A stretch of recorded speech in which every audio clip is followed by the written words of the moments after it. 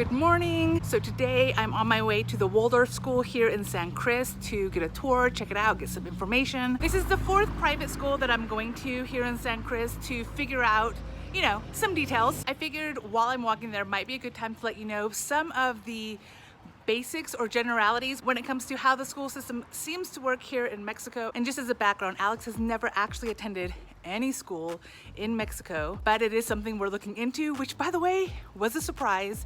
It never occurred to me that Alex would actually be interested in attending, but here we are. So here in Mexico, there are essentially 5 levels of the school system. So you have maternal, intended for 1 and 2-year-olds, preescolar, preschool, intended for 3, 4, and 5-year-olds, primaria, 1st through 6th grade, secundaria, 7th, 8th, and 9th grade. I will note here that while they understand what 7th, 8th, and 9th grade are, generally it's referred to as 1st year, 2nd year, and 3rd year of secundaria. Google Translate, as well as the secundarias themselves, will often refer to themselves as a high school, but from US terms, we would call it a junior high. High school is a bit confusing in terms of terminology. Sometimes hear people use the word preparatoria, like a prep school. And there's another word that reminds me of bachelor's. And so both Colegio and bachelor's, I often mistake for college students. But upon delving in a little bit further, I usually find out, no, they're not college students. They're high schoolers preparing for college. And then of course you've got university students after that. Now I've heard a little bit of back and forth about whether the preschool level diploma is required to enter primary school, but it does seem like generally speaking, they do expect preschool to be completed before primary school. But for sure to enter preparatory school or the secondary school, it is required to have a diploma from the prior school. Now, especially for those of us who are not coming from the Mexican system, there are a couple of workarounds. One way to get around this is to have the SEP, the Secretary of Education here in Mexico, get a hold of your transcripts and validate whether you're prepared for the next grade.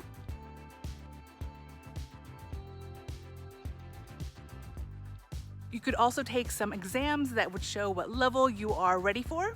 These are all, of course, in Spanish, so I would imagine a hefty understanding of the language is required to pass. And the method that I am leaning towards and attempting to do is to simply have my son enrolled in a private school unofficially. This is the phrase that I've been telling all the schools I've been looking at, and so far they seem to kind of understand the gist of what I'm saying, although there have been some confusions. More on that in a different video. But yeah, those are the levels of schooling here in Mexico and some of the requirements to enter. So let's talk private versus public school. Alex will never go to a public school here. And the primary reason is because they're packed, meaning there's just so many kids going to the public schools that it's like the lady that lived in a shoe, had so many kids, didn't know what to do. Obviously, even if they would let me, I'm not gonna compete for a spot that the locals want to have. Some secondary reasons not to go to a public school, at least here in San Cris, is similar to the US. Public schools tend to be alarmingly underfunded. And so while you might get certain basics, you're not gonna get the extracurriculars. Now this is not necessarily a huge deal for me, but it is something to consider, especially if you want your kid to do other things like arts, music, etc. This will be harder to find in a public school. And last but perhaps not least is, as you can expect, of course, the language being spoken in all schools here in Mexico is Spanish, but in a private school you have a higher chance of English actually being taught to the other children, but also English being spoken comfortably by administration. If your kid ever needs help or, you know, wants to express something and he doesn't know the words in Spanish, in a private school, he'll probably find somebody that does understand at least the gist of what he's saying. So tertiary reason, not a primary concern, but something to think about. That being said, I don't know if schools here are funded by the state or the federal government. And so it's very possible that some states have amazing public school systems while others do not. But again, here in San Cris, I'm being told not enough resources for the kids that want to go, and therefore we're not going to compete. Now you'll often hear that public schools in Mexico are free, and there's a little bit of a misnomer, especially if you're going to compare it to, let's say, the US school systems, which are much more free. Most public school systems do have an annual fee. This might be fairly nominal, as little as like 150 pesos. Higher up in grade you go, the more that fee will probably cost. but again, relatively nominal but not technically free. Public school systems do not have a monthly tuition, so it's definitely cheaper than a private school. Similar to the US, you will be paying for your own school supplies as well as perhaps a classroom supply, but unlike the US, most public schools do have a uniform that you must pay for, as well as the books. Now, the books kind of shocked me a little bit, but when I realized their books are actually closer to a workbook, meaning students will be writing in those books, it made a lot more sense. So again, not free, but definitely affordable. Another pretty significant difference between public school and private school is that because public schools have less classes, meaning they don't have the extra frills, the dance classes, the English classes, etc., the school session will generally be shorter. It can be 3 to 4 hours compared to a private school, which is generally in the 6-hour time frame. Now there have been some tweaks because again, this past year has been a little bit weird, so schools have gotten shorter, but it is predicted that next year schools will go back to normal. Private schools will be increasing their school hours, as well as some of them will stop having any online classes. While both public and private schools generally do have uniforms, a lot of the times the public schools have subsidized prices, and therefore you will generally pay more for uniforms in private school as compared to public school. Again, fairly common sense, but things to think about. Especially for myself, I'm used to having public school in the US. Private school here in Mexico feels very expensive to me, although I know in reality, compared to a private school in the US, it's definitely affordable. So I'll go into school-specific information in a little bit, but as an overview, most schools in Mexico do require a uniform. Some schools are more rigid in their uniform requirements than others. Here in San Cris, I've so far visited 4 private schools, 3 of which require a uniform, 1 of which does not. There's another one that I'm hoping to go to, which I believe also does not require a uniform. I'll confirm that later, but generally speaking, uniform is required. There's usually a PT uniform as well as a daily uniform. One of the schools has a Friday free day where everyone can wear what they want. I'm sure not literally what they want, but they can wear, civilian clothes. 2 of the secundarias that require uniforms did tell me that Alex could wear blue jeans as his pants, but of course wearing the uniform tops, etc. So it doesn't seem overly rigid in my opinion, especially compared to Japan. Some of the elementary schools look like the girls wore dresses. At least when I glanced at the students in the secundarias, it looked like most of the girls were wearing pants. So I don't know if there aren't any dresses or if it's just optional. So in the US, I'm really used to having like a lunch period as well as perhaps recess, especially for like elementary school and below. Here, it seems like they'll have 1 or 2 recess breaks, but especially in secundaria, it seems like the students can choose to eat any foods that they bring, or they can choose to relax, play, etc. So it doesn't seem like there's an official lunch period, although of course there's breaks given in order to eat lunch. So it's a little bit of a different kind of twist that I found interesting. Now last year, and predictably this coming year, a lot of the cafeterias will be closed, and so you'll be bringing your home lunch or snacks. But I'm told in some of these schools that the lunches provided aren't necessarily actual lunches so much as supplementary. So like if you forgot to bring your drink, they would have drinks. If you forgot, if you needed just a little something, they would have a little something, but it's not necessarily always considered to be a full-on meal available at school. And again, this could be very specific to the times that we're in right now. A lot of schools told me they do have cafeterias, however, they're closed indefinitely. Also, from secondary school up, and even a lot of primary schools, lunchtime as well as your recess time are largely unsupervised time. So your kid is supposed to figure out how to eat their meals, how to play with their friends, how to manage their time on their own, as opposed to having somebody helping them out. Generally speaking, I consider this a huge positive, but keep in mind that if something like bullying occurs, this is unsupervised times. There's not going to be a teacher that can intervene, and even when reported afterwards, there is an expectation that kids kind of take care of their own business on their own. So coming from kind of a US relatively protected space, I could see how this could be a huge learning curve for not only your child, but for us as parents. So let's go over some of the specific things of the schools I've visited so far. The 4 schools I went to are Gabriela Mistral, the Waldorf School here in San Cris, Colegio Bertha von Glumer, and La Salle de San Cristobal. They are all private schools, and they are all schools starting either in the maternal, the age 1 or 2 category, or the preschool category, age 3 through to the 9th grade. So these are schools that cover a wide range of ages. I did not go to any school that is specifically a high school grade or specifically a secundaria. The prices I'm going to give you, as well as the documents required to enter, were received directly from these 4 schools. But one thing I noticed is, after I went to the first school, got all the information, and I went to the second school, if the second school said, hey, this is a thing that we require you to pay for, or this is a document we require you to have, when I contacted the schools I'd already talked to, they would say something like, oh yeah, that's implied. Of course you have to also have that document. Just keep in mind that even though I might not mention a particular document for a particular school, it is possible that it is something they still require,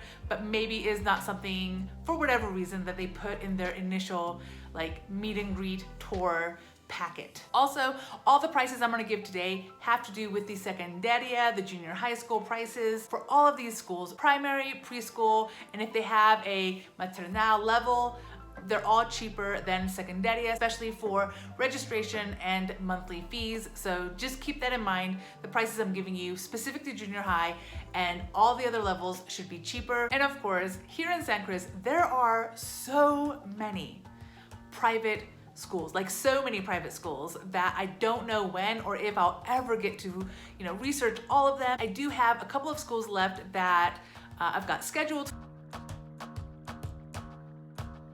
So let's start. The first school we're gonna go over is Gabriela. The inscription or the registration fee for the next school year is 300 pesos. Monthly tuition, and these are all, by the way, 10 months. All these schools have what's considered a 10-month school year. Their monthly rate is 2,340 pesos a month. There is apparently a restroom fee, so this is an additional 70 pesos for the month. Seguro Escolar is basically the insurance for your kid in case they have to go to the hospital. This one charges 240 pesos for the year. Cuota de Padres, which is the parents' cost, the parents' fee. I don't think I fully understood exactly what that meant. However, it is 385 for this school. There is an additional papeleria fee, 250 for the year, and didactic material is 1,000 pesos. This school did not have prices officially for books. I'm going to assume 5,000 pesos. Compared to the other schools, that is the cheapest that I was quoted. Again, this is not a formal number, but the cost of books is fairly significant, so I don't want to leave it at 0. But when I asked, their reply is they don't have official prices for next year yet. So we're just gonna stick in 5,000. Again, this part might not be fully accurate. Cost for uniforms. For all of the uniforms, I'm either letting you know the number they gave me or the cost of getting one of each item. Now, I say one of each item. Most of these schools do have, for example, color requirements for sneakers. However, they don't sell the sneakers, so that would be an additional fee that you would have to pay on your own. So I'm not including that, but for the items they sell, assuming you purchase one of each item, the cost for Gabriela is 2,175. So the grand total on these assumptions for Gabriela for next year should be 36,150 pesos, which is approximately 1,808 US dollars for the school year. Moving on to the Waldorf school, an inscription or registration fee of 3,685 pesos. Their monthly tuition is 3,025 pesos. However, if you do have a sibling, the sibling gets a discount and theirs will be 2,750. They did not give me any restroom fees, so I'm assuming it's all bundled together. Their insurance is 300 pesos for the year. They did not give me a cost for parents, so I believe there isn't any. Their paperwork was fairly thorough, so probably these fees don't exist. They do not have any uniforms. Waldorf is the only one of these 4 that breaks up their books into 2 payments. So you'll have 2 payments of 2,500 pesos each, which for the year will equal 5,000 pesos. Waldorf does not have any uniform requirements, so you don't have to worry about those fees. And so all of that combined should be 39,235 pesos, which equals approximately 1,962 US dollars for the first student. Bertha von Glumer, their registration fee is 4,600 pesos. Monthly fee is 3,690 pesos. They did not mention any restroom use. Their insurance is 400 pesos. Cuotas de padres is 800 pesos. Papeleria is 350 pesos. For books, they gave me an approximation of 5,000 pesos. So how much it actually will be, I'm not sure, but that's the approximate they gave me.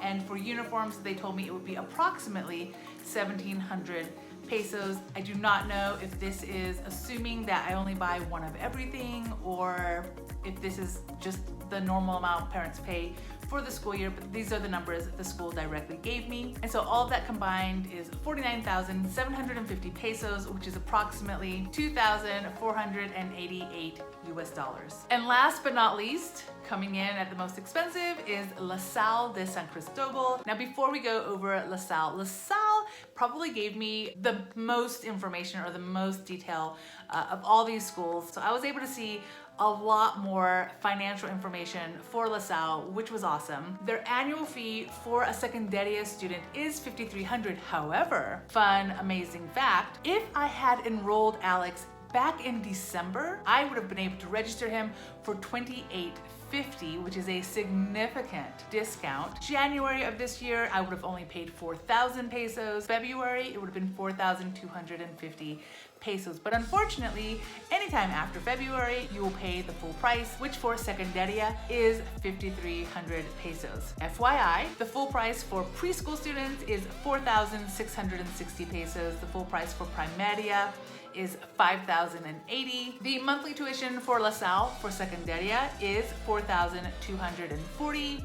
For preschool, it's 2,810, and for primary school is 3,595. La Salle is also the only school that mentioned if I wanted to pay all of the monthly tuitions in advance, it would be slightly cheaper. Essentially, I'll be getting 1 month off, 10% off of the full price. In a 10-month period, I would normally be paying 42,400 pesos for secundaria. However, if I pay all of it up front, and I believe up front is by August, I only had to pay 39,072 pesos, which ends up being a 3,328 peso difference, saving me approximately $166 for the year if I pay in advance. So it's not a huge amount, but I'll take it. For preschool, if you pay in advance, your total would be 25,900 pesos, and for primary, it's 33,125 pesos. If you're able to pay in advance, and especially if you're confident that your student will stay in the school for at least the entire school year, you can save a decent amount by paying early. Insurance for La Salle is 240 pesos. The cuota de padres is 500 pesos. They did not mention any papeleria or didactic material. The cost of books is 6,545 pesos. This one, again, for the cost of books, had I paid in February or March, I could have saved a little over 400 pesos at 6,235. April and May, it would cost 6,335. So again, giving me a 315 discount. And then this price is for July/August, 6,545. But the normal full price, if you wait till school starts, is 6,650. So the price I'm using is on the assumption that I'll pay in August. For uniforms, again, this is on the assumption that I'm only getting one of each item and does not include things like sneakers. So their price would be 2,268 pesos for one full set of uniforms. And then La Salle also has a website platform where they do a lot of interactive information. Like they have basically this huge online library that they can use, and that cost is 200 pesos for the year, bringing the total to 54,125 pesos for the year, or 2,707 US dollars per student for the year. Okay, so a couple of background information for these different schools. Gabriela, Bertha, and La Salle, fully SCP certified, meaning that at the end, If you go the normal route, you will get a diploma that is eligible for your child to go to the next level. So if they finish primary school, they're able to easily go into secondary. If they finish secondary, they're able to easily go into preparatoria. However, Waldorf is only SCP certified till age 10. So essentially, just their primary school. Once they hit the junior high level, they're no longer CEP certified. This is something that could perhaps be super important to you, depending on what kind of high school you think your child will attend. That being said, the Waldorf school has been here for a while, so I'm sure they do have ways to help you get into the prep school of your choice, but just as an awareness, they're not officially SCP certified after age 10. Now on to documents.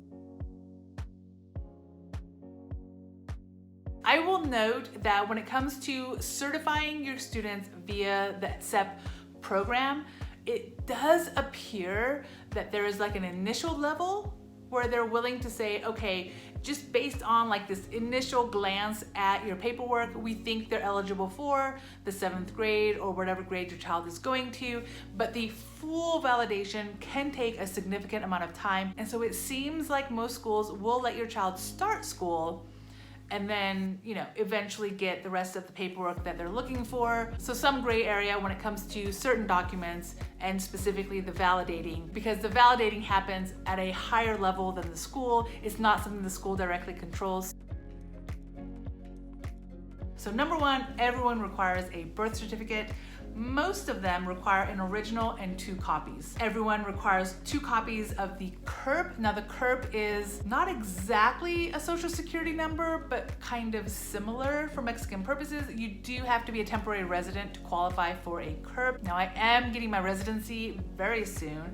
I do not know how long it takes to get the CURP after that, but everyone has told me that having a US passport will suffice for this purpose. So I'm not overly concerned about the CURP. Waldorf is the only school that does not need official evaluations from CEP, and I think it's because to enter primary school, elementary school, I don't think it's officially required that you complete preschool, and therefore there's not this like requirement to prove that you're ready for first grade as an example. So they do not mention needing any transcript or grade validation, but the other 3 schools do require at least an original, but Bertha and LaSalle also want 2 copies. All the schools want photos of your child. There are specific requirements for these. There are small pictures. They want to be able to see your forehead, your ears, etc. So there are specific details for the type of picture. It kind of reminds me of a passport picture. Waldorf only needs 2 photos. Gabriela and Bertha require 6 photos, while LaSalle requires 5. Everyone requires a letter of good conduct.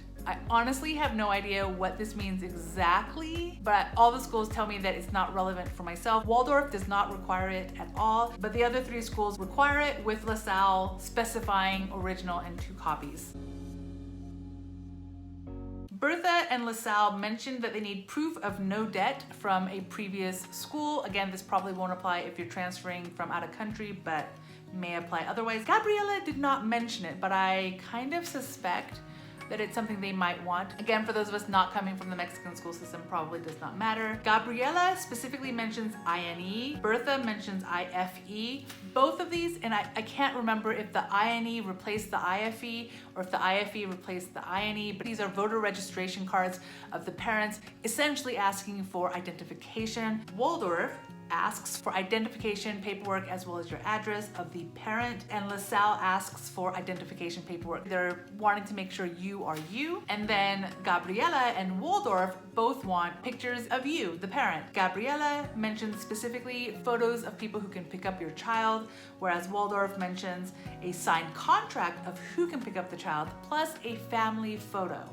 So essentially they want to make sure they know who's picking up the child. Bertha and LaSalle do not mention needing these things.